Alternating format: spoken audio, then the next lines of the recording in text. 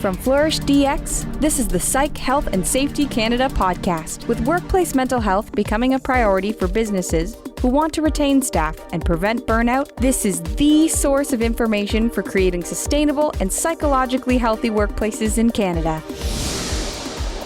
Welcome to Psych, Health and Safety in Canada. And we've got a new perspective today. My guest is Dave Elniski, and Dave is in the trucking industry and also is working to improve psych health and safety. And I'm going to get Dave to introduce himself to you. Okay, thanks, Marianne. So my name is Dave Elniski. I'm an occupational health and safety professional, and I work for a health and safety association in Alberta, Alberta Motor Transport Association, AMTA. And my role with AMTA is I'm a health or safety and compliance advisor, and we represent the trucking and busing industries in Alberta. So that role, a lot of what I do is advise people on occupational health and safety, best practices and legislation, and then also the transportation specific side of safety, which is another legislative framework. And the reason why I'm here today is that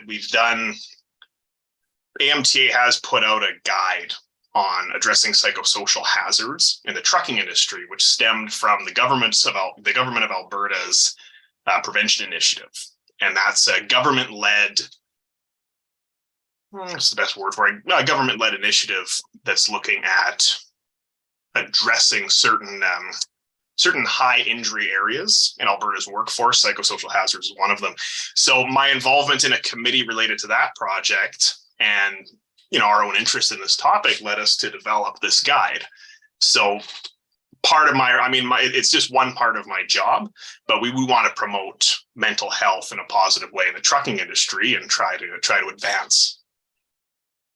Yeah, Dave, lots of occupational health and safety people, when they started their career, really didn't hear about psychosocial hazards, didn't hear about psychosocial risk. And I want to know, when did you first hear about it? When did it first become part of your awareness? Well, just specifically within occupational health and safety, I would say that probably around 2019, I would say I was taking some courses at the time, and it was like violence and harassment legislation, whether you're federally or provincially regulated in Alberta, was a big deal at that time because it was relatively new. Alberta had recently redone the Occupational Health and Safety Act. So it was around that time that we started hearing it. So I think that's probably when I really started hearing it in an occupational health and safety context. And what was your first reaction when suddenly you have to go beyond physical health and safety to be thinking about these new issues? Well, just personally, I think that mental health is important. I have my own practices, my own relationship with the topic. So I didn't really, I almost saw it as a non-event in a way. It was just like, that makes sense. Yeah. I haven't been in the industry. Like, I started in trucking as a long haul truck driver, did that for a few years, then fleet safety management. And then when I got into more occupational health and safety, and then kind of working in this advisor role, it just made sense. It really did. Now that's not how a lot of other people think in the industry.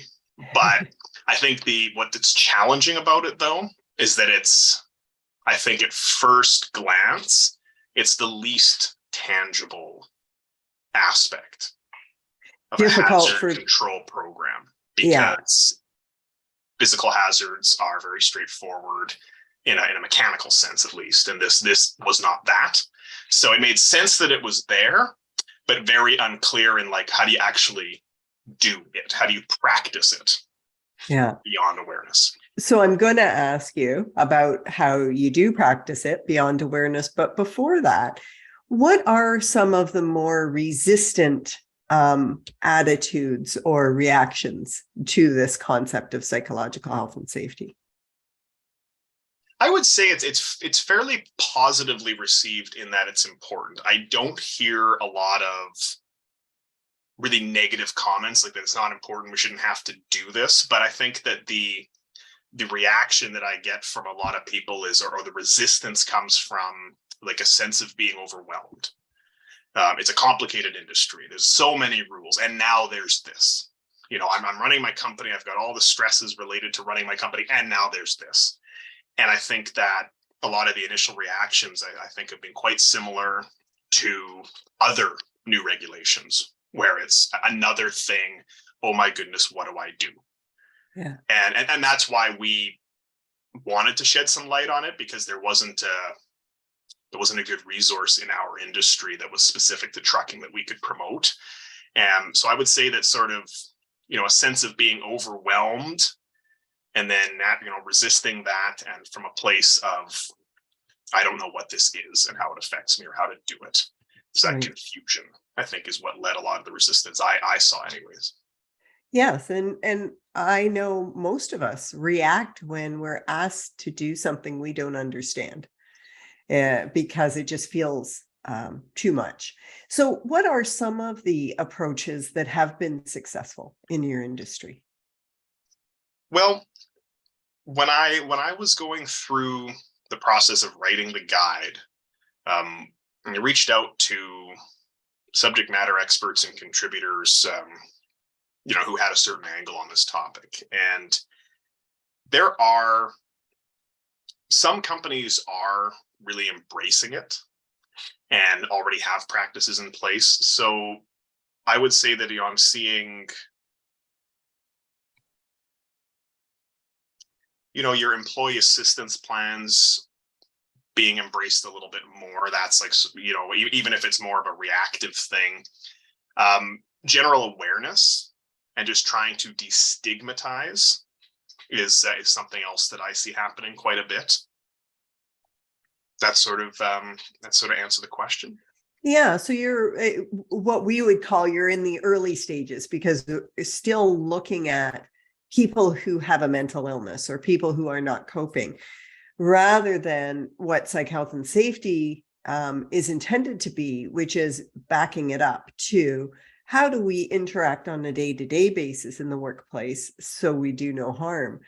And a couple of things in industries like yours is really just having people think about, is what they're saying or doing improving the energy and focus of the people they interact with, or reducing it.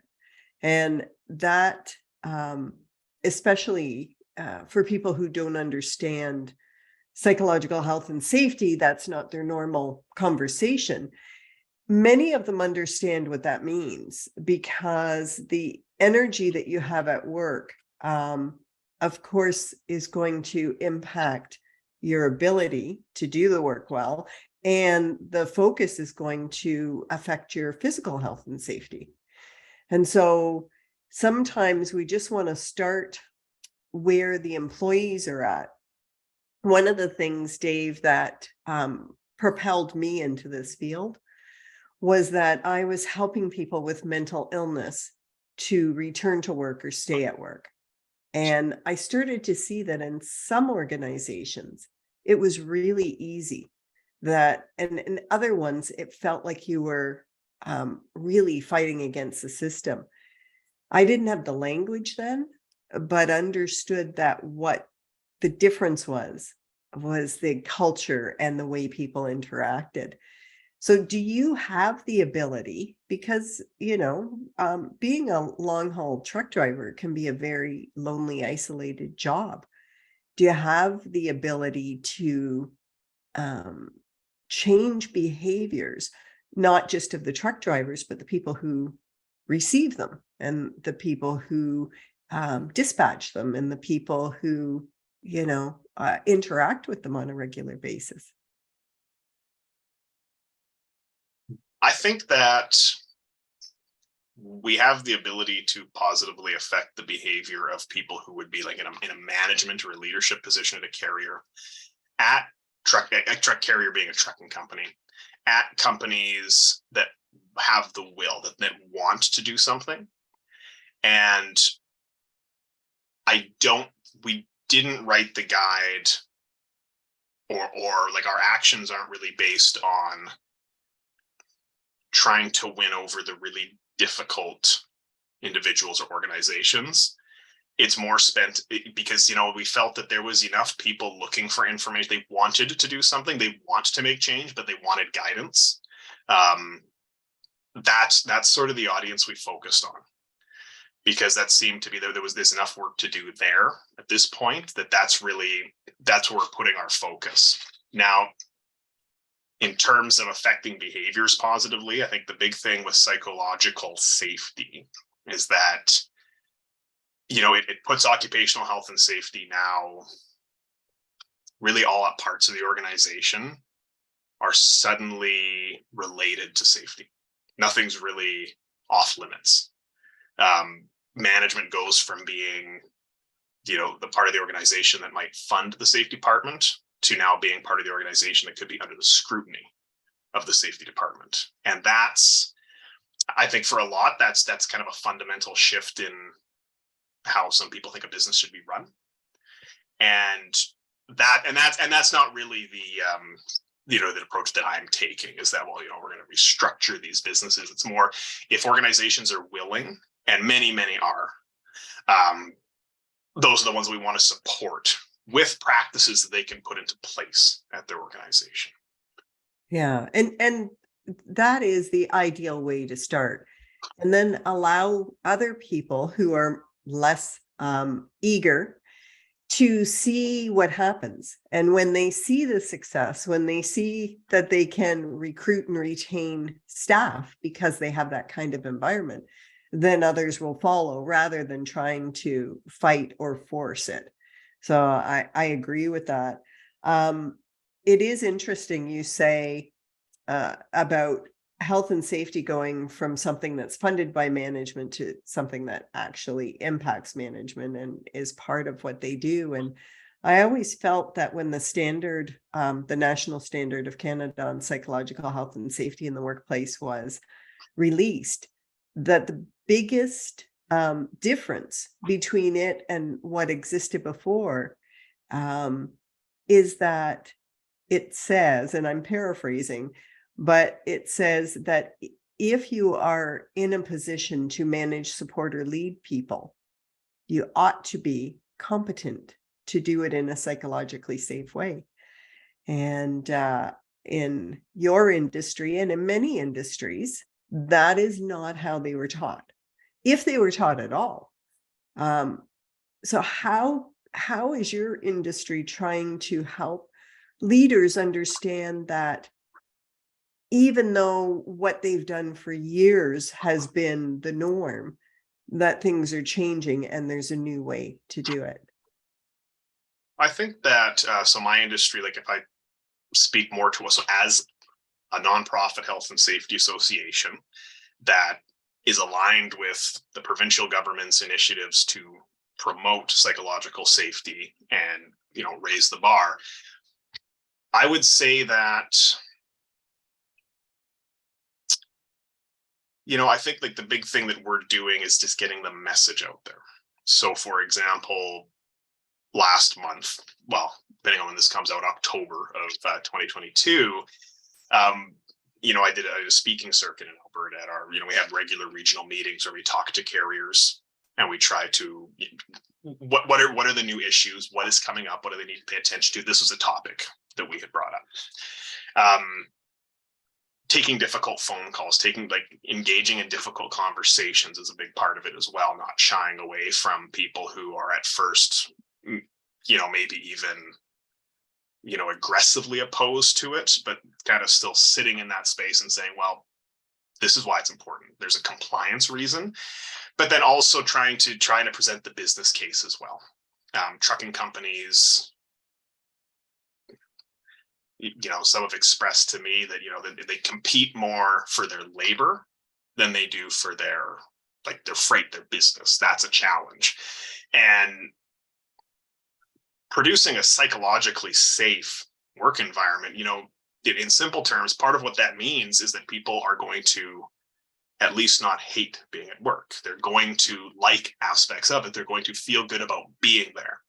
Well, in a tight labor market, somebody would probably want to have that kind of a culture at their organization. So even if we kind of take the occupational health and safety out of it and just look at the business case perspective, that, it's another way that, we try to capture people's attention. Yeah, that's a great, I think that should be our byline. Get your employees not to hate being there. Well, it's important. It's a very, trucking can be, a lot of trucking jobs are extremely demanding. They can be very isolating when people are alone.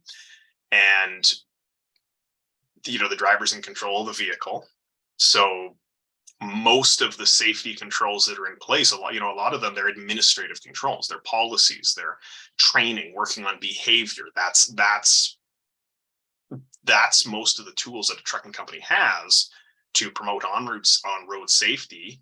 And so in that sense, being psychologically safe and addressing stress and being proactive and that really is key, both for the immediate on-road safety of a driver and those around the driver because of how the vehicle's being driven, but also just a person wanting to keep doing the work, seeing the value in it and feeling like they belong.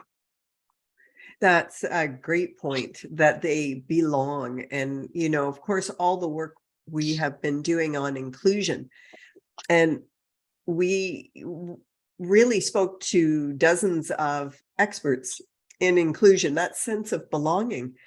And what we came up with is it's the same thing as psychological safety, that you feel you can speak up, that you feel that you matter, you feel that somebody's got your back.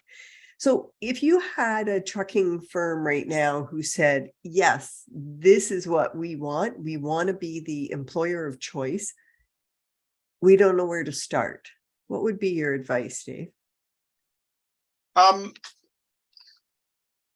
of it would depend on who I'm speaking to. If I'm speaking to their safety manager who wants to make this change and they have, how much, the first thing I would want to flush out is how much commitment do you have from your boss?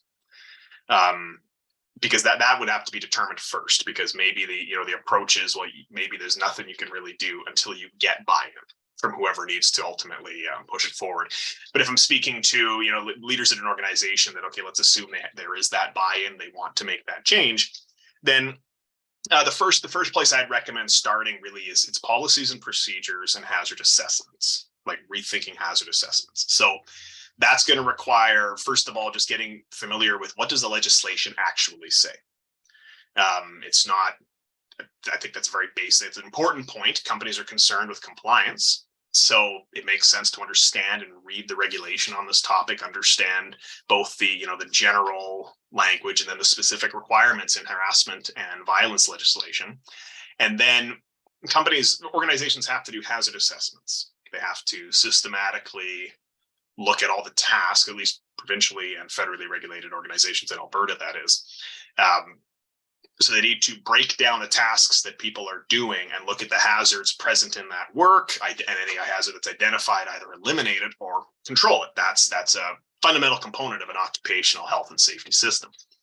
So what I would recommend then is, first of all, if organizations are not doing that, well then, okay, this is where we need to start. But also, if that work has been done, okay, let's go back and look at those hazard assessments and see, have psychosocial hazards been identified? Has that been taken into consideration? And that's where I would ultimately start. So we understand what the compliance requirements are. We've got the right policies in, at least at a high level. We might not have procedures yet. We might refine these policies as we go down the road, but at least we understand what the requirements are, and we know who to go for help. Occupational health and safety regulators, whether they're provincial or federal, are there to help and educate, and they're not the hammer that some people think that they might be. Go to them for help. So once we've identified that, we've done our hazard assessments, it's going through them and identifying psychosocial hazards will produce that body of knowledge that the organization needs to make an educated decision on what to do next. First, if they don't know how to identify psychosocial hazards, okay, well, then now we know what to do next. What are psychosocial hazards? What does it mean to identify them? And then we can look at tasks a little bit differently. And, when I was giving presentations in, at the last set of regional meetings we did, an example that I would bring up was the task of chaining up a truck, which is putting tire chains on the vehicle to be able to, operate more safely in like winter conditions. So it's a common task that highway carriers in mountainous areas have to do. The driver has to pull out. And so we looked at that task and we said, well, what are the safety hazards there? So there's lots of physical hazards, mostly physical hazards, vehicles around them, lifting heavy tire chains, slipping on snow and ice, the weather. But what are the psychosocial hazards there? Well, first of all, that's a stressful situation to be in. It also means that person is not going down the road as quickly as they would have before. Well, what stress is that putting on them? How are they, like, is that going to impact, their revenue? Is it going to impact how quickly they get home to see people? And that starts to bring other parts of the organization into focus. And then we can start making more educated decisions on, okay, how do we proceed to not only provide the right training and equipment, personal protective equipment to help somebody chain up a truck, but also how can we look at our operations to make sure that we've done what we can to mitigate stress in that situation, whether it's route planning, whether it's, whatever would help alleviate the stress in that situation. Yeah. So that's really where I would say a person would start. And then there's quite a lot of work there too, for somebody who's just starting to assess this in their health and safety system. Yeah. But a great beginning to be looking at it and asking how might this situation impact the psychological health and safety of the employees. Another approach that has been really successful is getting the more seasoned, in your case, truck drivers, to reflect on the most stressful situations they've had in their career so far and to share not just the situation, but how they reacted. Because I think we teach people, like you're saying, how to put the chains on the tires, but we don't teach them what it's like to feel that fear and to feel that stress. Workplace stress in particular is, of course, going to be different based on your own personal approach, but it is also different based on the work environment. Are they saying, okay, you put the chains on, but you still have to get there in the same amount of hours as you did when the roads were clear? And put that pressure on doesn't improve performance, but certainly can elevate stress. So have you seen that kind of approach? Yeah, and I've got a good story about that, because when we released this guide, before we get into the story, what it like to speak to that, to getting the experience, the seasoned individuals to buy in. One thing, I think a lot of people, I think, intuitively understand psychological safety. I think we know it when we experience it, and we know when it's missing. Do we know it in the context of occupational health and safety? Do we know it in the context of work? Okay, maybe not, but I think we understand what it feels like. And I think a lot of organizations intuitively practice things that promote it without thinking that that's what they're doing. So when we released this guide, went out, we had an email announcement on our newsletter, and the next day I got a phone call from a trucking company owner who was pretty upset because basically I have to watch my language, but basically had told me that, well, what is all this psychosocial whatever that I need to now? Is this more rules? And kind of running the document down, and at one point I kind of said, well, I'd like to meet the individual, the dork that sits in an office and writes this kind of stuff, and we're expected to do something about it. So I was able to say, well, you're speaking to that dork, so we can have a conversation. And it ended up being a very positive conversation because, first of all, I just had to explain that it's not the regulation. It's a guide, it's a document from a health and safety association, not a law, but there are compliance requirements. And, I was kind of trying to find examples of how to explain what a psychosocial hazard is compared to other types of safety hazards. And, I brought up a personal story of being on the road, witnessing like a fatal accident, not even being involved in it, but just being first on scene. And, the effect that can have on a person. And right away, this individual said that, oh yeah, we had to have happened to a driver back in January. And actually, they weren't involved in the collision. They just witnessed it. And it was bad. It was traumatic for that individual. So I asked, well, what did you do? And the individual said, well, we communicated. As soon as we knew, we communicated with them. We got them home safely. We were, somebody else took care of the truck and the load and everything. And when they were at home, we kept in touch with them. We sought what professional help we thought we needed to seek for that. When they were ready to get back to work, we brought them in a way that they were comfortable, kind of slowly eased them back in, and now they're working again. And so what I told the individuals that, well, that's you're doing something to promote psychological safety. Now that's it. And while that might be reactive because it's after an event, other people in the organization that would see that and would see how that was handled. Well, now it's got that proactive bit to it as well, because it's showing what this leader of the organization would do for somebody else in that situation. And that was sort of that's kind of when the conversation changed in tone, because it was, for this person, that's just what I do, because that's what I think is right to do as the, owner of this company. And that's what I do for the people that work for me. I don't need somebody to tell me that. So really so that was, an example of how we're linking this experience to this language, which is new for a lot of people. And that, so that to me, I've seen that kind of approach a lot of ways where we'll talk about this, present the language, which a person, in health and safety, you have to know. It's in the legislation. So there's no getting around the language. But once you know it, what does that actually mean? What are you already doing to promote that? And that's, that's an example of how I've seen this kind of being applied. Hi listeners, Jason here. We hope you're enjoying this latest podcast episode. Now, if you're like Joelle, Alicia and myself and enjoy learning from the best, then the Flourish DX Academy is for you.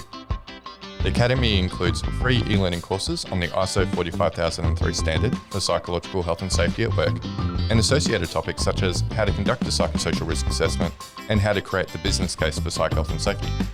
All courses feature high-quality videos, downloadable resources, multi-choice questions, and a downloadable training certificate on completion. Take your learning to the next level with all Flourish DX Academy courses included within the Flourish DX mobile app. Select podcast episodes from the Psych Health and Safety podcast and sister podcasts from Canada and the USA are also included. Get started with Flourish DX for free at www.flourishdx.com/get-started. That's www.flourishdx.com/get-started. Now back to this episode. Yeah, so this guy who tears a strip off you because of this is actually already doing it, but just reacted to what he thought was something different. And that's fascinating too. And I agree with you, Dave, that everybody really knows when they feel good in a work environment and when they don't. And that psychological safety is just that we're able to work and do a good job and go home at the end of the day with some energy left over, not feeling like we've been beaten up through the day. That's fascinating. Other stories about people in the trucking industry and responding to this? When we wrote, I think it gets a lot of probably a lot of this is fueled by the COVID pandemic. But mental health as a topic it's common. We're hearing about it a lot. So, and I don't, people in the trucking industry don't not want to promote mental health. It's just more a question of what to do. So we found that, I've just found that, the most common interaction I guess I have with people on this topic is, yes, I think this is important, but I have no idea on what to do about it. And I don't know how to move it forward. And we did a survey as part of this guide, a small survey, just like the phone survey with 55 companies, just to kind of do a little pulse check on the topic. And we asked, so we would ask like a carrier's manager or safety manager, depending on, the size of the organization and how they've divided those tasks. But, we'd ask, are you familiar with what psychological and psychosocial hazards are? And we got about 63%, about 2/3 of the respondents said yes. We'd ask, are you aware of your occupational health and safety legal obligations related to this topic? And then 80% said yes. And then we asked if do you currently have any practices in place to address psychological hazards? And then it dropped down to that about 63% again. And which I thought was interesting, because we've got lots of people who are willing to say, yeah, I know I have to do something about this, but I'm not. And that's what I guess we've seen a lot of. But when we're able to show, so for the individual who got on the phone with me, called me a dork, and then we were having a good time by the end of the conversation, what I was able to show them is that you think you're doing nothing about it and it's all new. Well, you're actually already doing things in this space, but is it documented? Do you apply it consistently across the fleet? Would you just do that for a particular driver because you really like that driver and there's no protection for somebody else? So it's making it part of the system. But once we know generally what the topic is, what an example of a psychosocial hazard is, well, if we already have a health and safety system, now it gets easy to at least start to bring it into the system. Yeah, to find ways, and again, just by hearing that story as well as the stories from other trucking firms, you could really make it easy for them to understand what it is. But if they can do it more upstream, I think that person was exemplary in realizing, okay, this person's been traumatized. No, they weren't involved in the accident, but still provided support for them. I don't think that happens all the time. I think in many cases they'd say, okay, you got to get to where you're going, so go. But I think if we started to work with leaders, so managers, supervisors first, and really help them to understand what the difference is between the way that they manage now and what could support that people not hating coming to work. I think we could do a lot. And it's heartwarming to me. I know the military very early on picked up psych health and safety and said, we can do a better job, and started to embed it in their orientation, in their training, in their leadership training. And it is embedded in the way that they do work now. And they were, obviously command and control, and very much that hierarchical model, but they still saw the value to treat people in a respectful way so that they can do the really important job that they're doing. What do you... Yeah, I think, you made the comment about, okay, so somebody, witnesses, someone has an incident, is involved in an incident, and then there's that pressure to keep on going. I think what might happen a lot of the time too is that, depending on the individual, the company doesn't know what happened, because the truck just if it wasn't actually involved in the collision, and the driver was able to make up the time, or however they reported it, if they don't tell the company doesn't know. I mean, it's not true for all companies. Some companies, lots of telematics in vehicles, and there's different systems in place. But depending on the level, what kind of technology the company's using, they might not know that happened to somebody. And if that person doesn't bring it up, they don't even. It's a very a person can be very blind as a safety manager in a company where the culture is such that people don't want to bring things up. They might not even want to report it, so they're not even getting to that place where the company has an opportunity to react. And I don't know if that's. I've been in that position myself, where after witnessing something, I didn't report anything about it, and I think it was more, for me, it was more just a matter of I think really more than anything was I don't want to seem weak. I don't want to. That's just, and that wasn't a comment on the company I was with. That was more just that seemed like the thing that I should be doing in that situation. Just, we can just carry on and get the job done. And shifting that culture, I think, is huge. It's in an industry where you rely on people to report conditions and report how they're doing. You can't observe, really. If people don't feel safe to bring that question up, to ask the question, to report an incident, then there's not even any information for the company to go off of.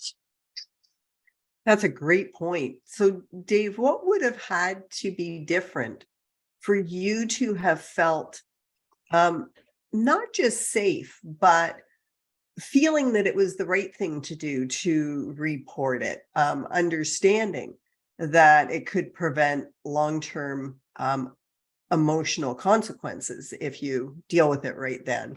What would have had to be different? Well, in my particular story, where I was, one of the times I was first on scene for a fatal accident, it didn't occur to me to report it, to be quite honest. I wasn't particularly aware of what the effects might be, and I didn't experience negative side effects of witnessing that until later anyways. Mm-hmm. I was shaken, but I was able to then drive the truck and unload and do the things I had to do. And my truck wasn't damaged. I wasn't involved. I just went out to go and attempt to provide first aid, and I didn't feel the need to bring that up. I didn't really understand, but I understood later because I had to deal with that trauma later. And so it wasn't that. So for me in that situation, what would have to be different? I needed, well, at this point, what do I have that I didn't have then? I have an education on it. I understand it. And I didn't need to have the experience of witnessing the incident to gain that education. That can be taught. Somebody can be taught that, well, it's like, I think it's generally pretty common knowledge that people know what if somebody hits their head. They may have a concussion. They may have experienced something negative that we don't see right now. So we're going to take certain steps and maybe go to see a doctor, go to a hospital, depending on the severity. Don't go to sleep. Like we kind of understand that. So I think like that kind of understanding needs to be kind of promoted for, mental health related incidents as well. And that ties into bullying and harassment too. It's not just these traumatic on-road experience. That is another part that I've noticed, is that's what some safety professionals and companies that I've spoken to, like that's what they fixate on. And that's not necessarily a bad thing. A company should have at a minimum, like some sort of a safety net to be able to react if a serious incident occurs. But that's not the only thing that's psychological. That's not what psychological safety is all about. It's part of it. And I guess an analogy that I like to use is 100, 150 years ago, our society tolerated pretty horrific conditions in industries like coal mining. And it was just sort of accepted that that's what that industry was. And people who chose it, depending on if it's really a choice or not. If you're going down that line of work, you're probably going to have all these negative side effects in the future. That's just what it is. And we're not like that anymore. We wouldn't tolerate that in an industry. There's all kinds of regulations. Like we've evolved as a society. I think that that's what's happening now. Maybe not at the same speed in every different industry, but I think that's what's happening in the workplace now is we don't think it's okay that a person's career should just leave them physically harmed by the time they've spent a long time in it, at least not without an employer, like the industry doing everything that's reasonably practicable to prevent that harm. I think we're kind of starting to, make that change now for mental health. Is it okay for an industry, so it's not okay for an industry to harm somebody physically over a long period of time? Well, is it okay for an industry to harm somebody mentally over a long period of time? Should somebody leave an industry and not be able to enjoy retirement or the next career because they're just so burnt out or so frustrated, or it's just left them bitter, whatever the long-term consequences may be? And I think that's a change that's occurring now. And that's part of our message is that, well, in the trucking industry, we can also be a part of that change. And there's a regulation, there's regulations, there's legislation. So industries will either kind of walk through that door or be dragged through that door. So how can we kind of be proactive about that and say that, no, the industry can change so that it is a more attractive place to work, so that people aren't left, like you're saying, not at the end of the day, not feeling all beaten up. I have energy for other things in my life. It's not just all about the job. And I think that that's a change that is happening. And that's a change that we have, but we have to drive that in trucking. Yeah. And I'm so glad to hear you say that. I worked with a trucking association and met many of the people. And at that time, because this would be almost 20 years ago, I didn't realize that there's PhDs driving truck. There's people from all walks of life, people that were professional doctors, accountants, and then decided that this is what they wanted to do. But I also saw people who were driving, and the pressure and the stress was so great on them, and the way that the trucking companies treated them, they actually lost money rather than made it. And so many things have changed over the years to do better and to protect. And I'm really thrilled to hear about what you're doing and how it's evolving and it's becoming a better, because if COVID taught us nothing, it taught us that if we don't have truck drivers, we're not going to get what we want to have. We're not going to have things. What do you think the near future holds for your industry? Just, for in the context of psychological health and safety. Yeah, well, right. In terms of that overall. I think it's, I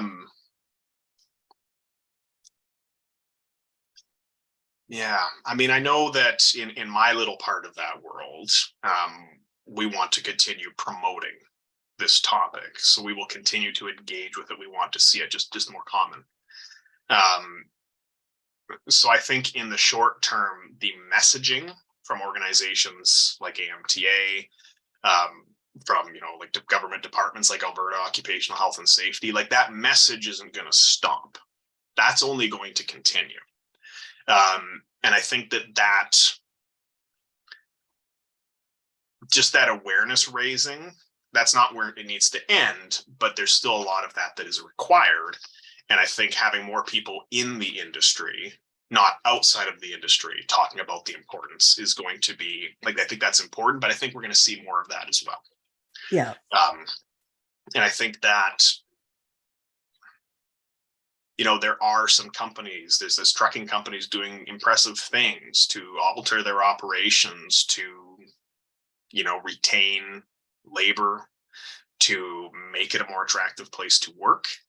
And I think that will also have an effect as well, because it's not just industry associations, health and safety associations talking about it. Companies are doing it for whatever reason, whether it's business, whether it's ethics, whether it's compliance, or all three. They're doing it. And a lot of word of mouth can travel quickly in the trucking industry. If companies will be identified informally by drivers, by other individuals as well, that's the culture here versus that's the culture somewhere else. And I think people will gravitate because in any industry where there's a labor shortage,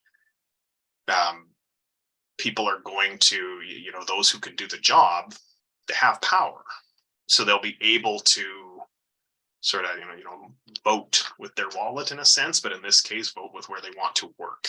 And I think that that's something we will see, is that companies will continue to embrace this, move beyond policy. I think that we won't just see it stop there. I think we'll see practices put into place, because I think it's just going to be, if one company raises the bar a little bit, other companies are going to have to react as well and do the same thing. Yeah. And I think it was Senator Michael Kirby who said, you start the parade with whoever wants to be part of it, and you can bet those who resist now want to lead it. So it's like you get going and take those quick wins, those early victories in the work that you're doing. I'm really glad that I got to hear all of this, because it's a very hopeful thing. And maybe we'll talk offline, Dave, but I am working on something called personal trauma safety. And it is going to be so that people learn about what happens to our mind in the days and months following trauma, and how we can gain perspective to prevent that. So I'm working with first responders primarily across the country, and but it'll be available for everyone, because none of us know when we're going to be exposed. And yeah, hopefully that could be something that you could use as well. In terms of the psychological health and safety for somebody in the trucking industry, how would that feel to be in a psychologically safe environment? What would it look like? Well, I think first, somebody would feel comfortable asking questions. There could be a lot of uncertainty in trucking, and often, a person's not in a, and I shouldn't generalize the industry that much. There's all kinds of different trucking companies, and it's not all like this. But if we look at the model of like a long haul carrier, or even a regional trucking company where the driver's still with the vehicle away from the terminal for most of the day, people need support, because supervisor's not right there to offer assistance. So being able to ask a question, feeling comfortable to ask questions, I think that's what it would look like. It would also look like feeling like one is in charge of the vehicle. It's not a question of ownership, but feeling like I know I would feel psychologically safe at a trucking company if I knew that I was truly the one making the decisions for how the vehicle was going to be driven when it came to my own safety. That doesn't mean I feel free to do whatever I want. It means that I feel safe to say, you know what, it's not safe to go this way, or I understand that maybe that's the route that's proposed for me, but here I heard this thing in the weather about that route. Is it open for debate? Is it open for negotiation? Being able to have that conversation, I think, is a big thing.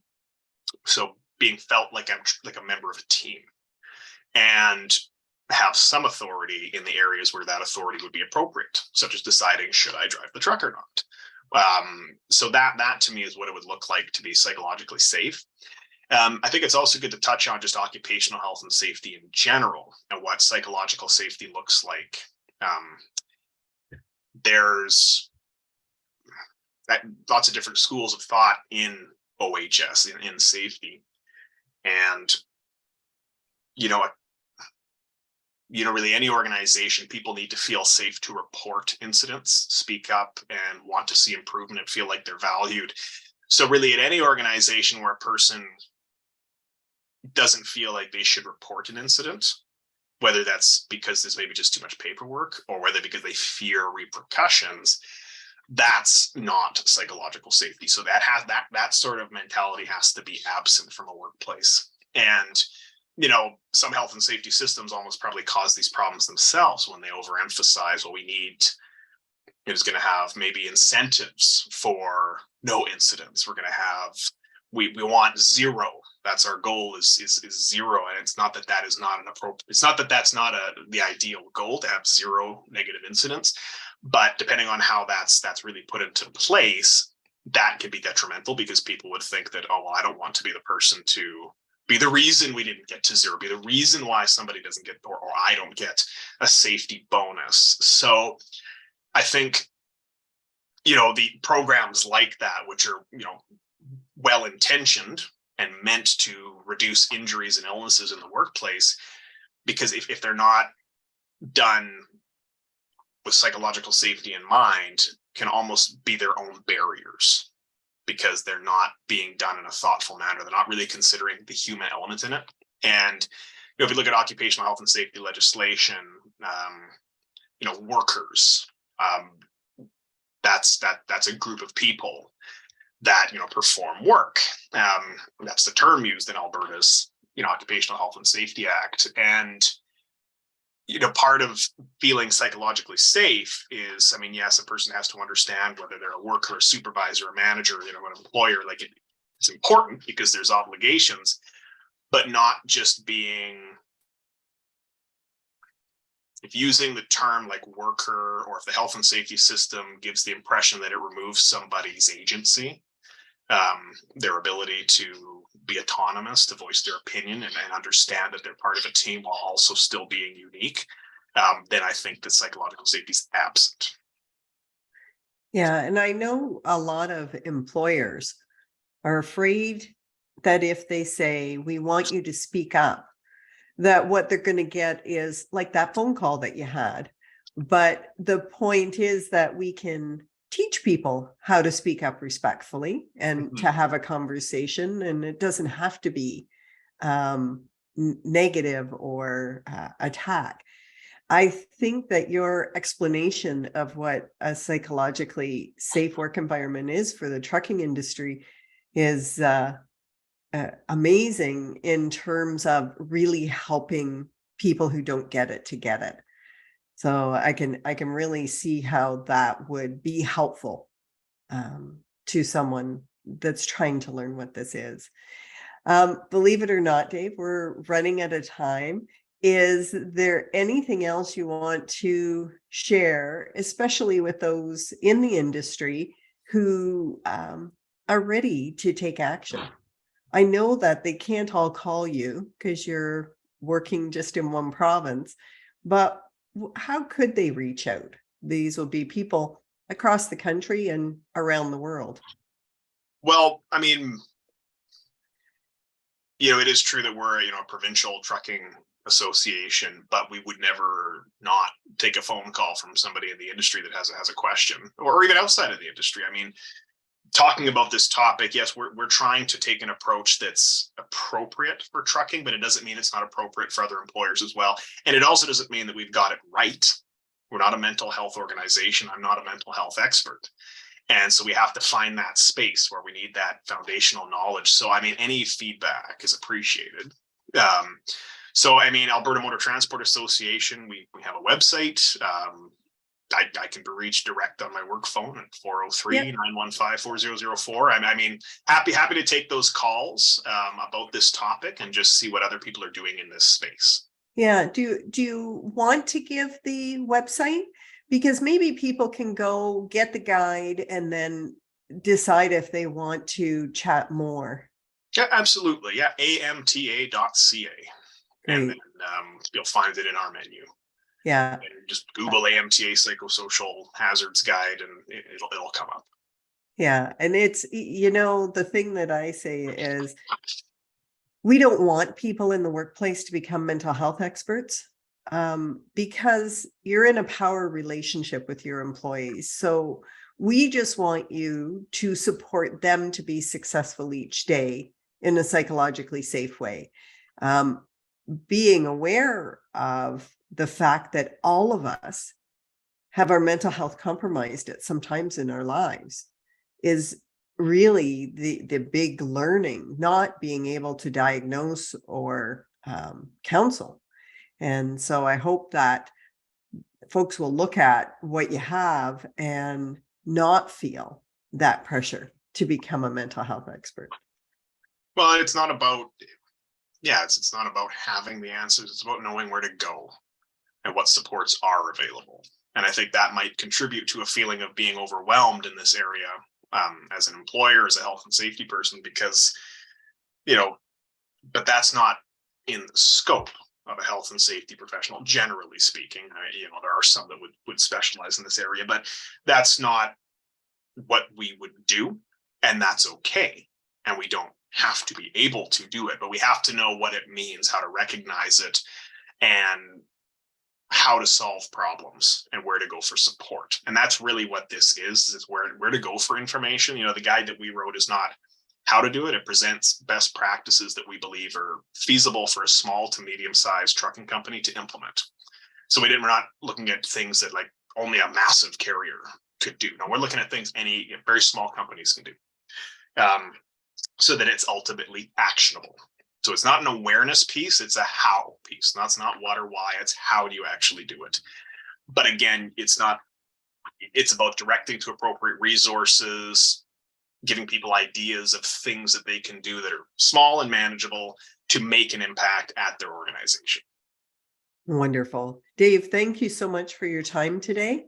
Yeah, and I think people in more industries than trucking will gain from what you've shared today. So thank you. Yeah, thanks for having me.